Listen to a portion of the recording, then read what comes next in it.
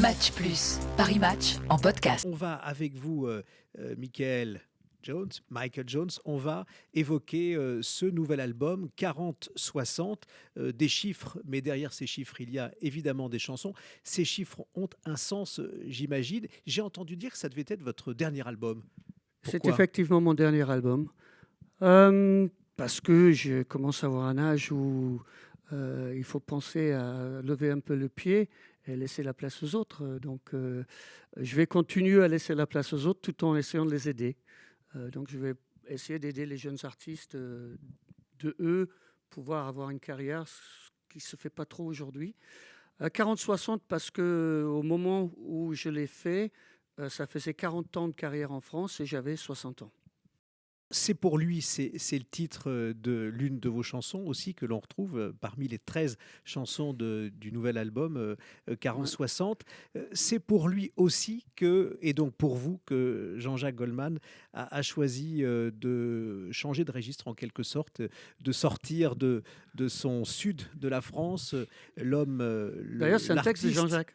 En plus, c'est un texte effectivement qu'il a signé.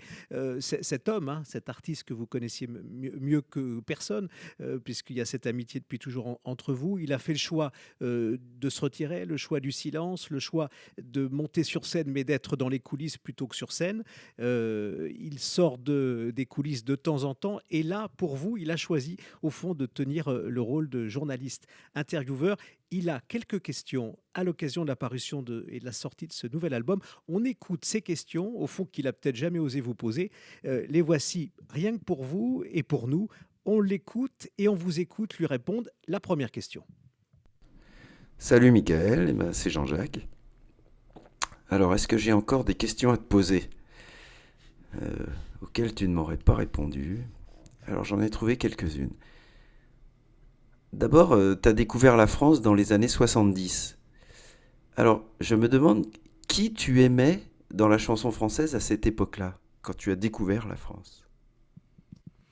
Alors, je suis venu totalement à l'aveugle et je ne connaissais pas du tout la chanson française. En Grande-Bretagne, on entendait un peu Aznavour. C'était aussi Johnny Hallyday qui était venu faire un concert au Royal Albert Hall devant la reine. Donc, on connaissait un petit peu Johnny Hallyday. Et donc, je suis arrivé dans un endroit où je ne connaissais absolument pas la culture. Mais c'était une époque où il commençait à y avoir pas mal de groupes. Il y avait Martin Circus, Total Issue, il y avait des groupes qui étaient très bons. Et c'était à une époque où il commençait à y avoir des auteurs-compositeurs qui chantaient, comme Julien Clerc, Gérard Lenormand.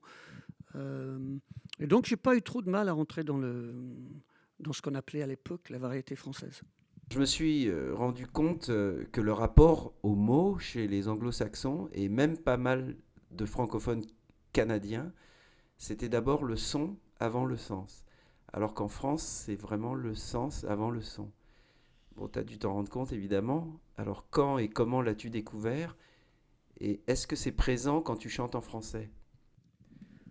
Alors, déjà, il faut parler de la raison pour laquelle le son compte plus pour les Anglais ou les Canadiens.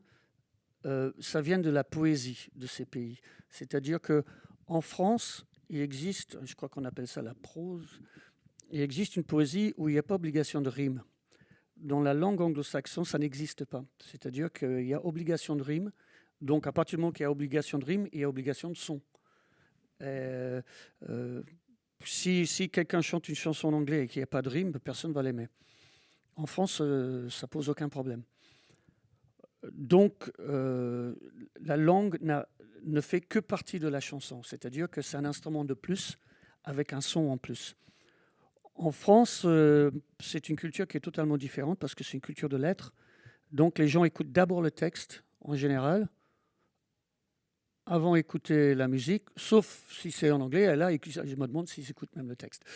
Mais disons que j'essaie de lier les deux. Pour moi, c'est très, très important. D'ailleurs, Laurent Voulzy a écrit une chanson là-dessus. C'est très, très important que le texte sonne avec la musique parce que c'est une chanson. Et moi, je ne suis pas un grand fan de la poésie accompagnée de musique. Ce n'est pas vraiment mon truc. Donc, les deux restent primordiaux. Il faut que la chanson ait quelque chose à dire. Il faut que ce soit bien écrit. mais pas forcément écrits avec une plume de poète. Qu'est-ce que tu as trouvé en France que tu ne trouvais pas au Pays de Galles? Et qu'est-ce qui te manque du Pays de Galles que tu ne trouves pas en France? Au début, il me manquait beaucoup de choses du Pays de Galles, surtout la nourriture. Parce que quoi qu'on pense, au Pays de Galles, on mange très très bien.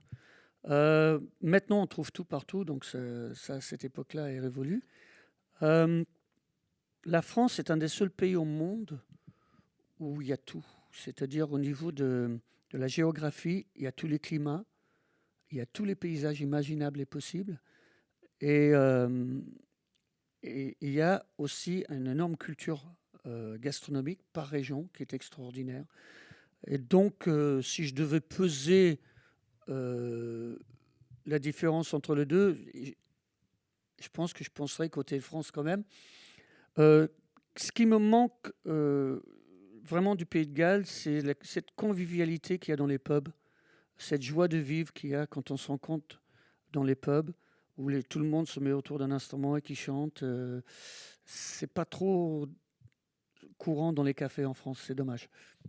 Bon, quand on apprend la guitare, on a tous un modèle. Alors je voulais savoir quel a été ton modèle à toi quand tu avais 12-13 ans, le gars que tu as essayé d'imiter, qui t'a influencé.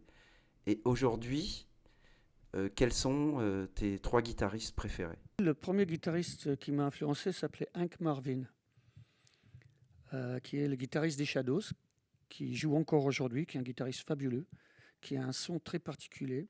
Après, je peux évoquer des gens qui m'ont beaucoup influencé. Je pense à Patrice Tison, qui nous a quittés il y a quelques années, il y a une dizaine d'années maintenant, qui est le guitariste qui a travaillé sur quasiment tous les albums de Jean-Jacques avec moi et qui m'a vraiment, vraiment beaucoup apporté.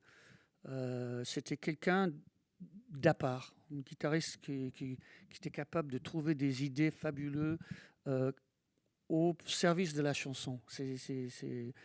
Après, je ne vais pas citer les Français parce que j'ai tellement d'amis guitaristes avec qui j'adore jouer, avec qui c'est un grand plaisir soit de partager la musique avec eux, soit de les écouter. Donc après, je dirais peut-être des guitaristes qui m'ont vraiment influencé dans le rock, ça serait peut-être Jimmy Page et plus récemment un jeune guitariste anglais qui joue dans un groupe qui s'appelle Fiction Plane, qui s'appelle Seaton Dante. Au moins c'est clair, et toujours la musique. On y retourne avec un dernier extrait, Michael Jones, de votre album qui sort, 40-60.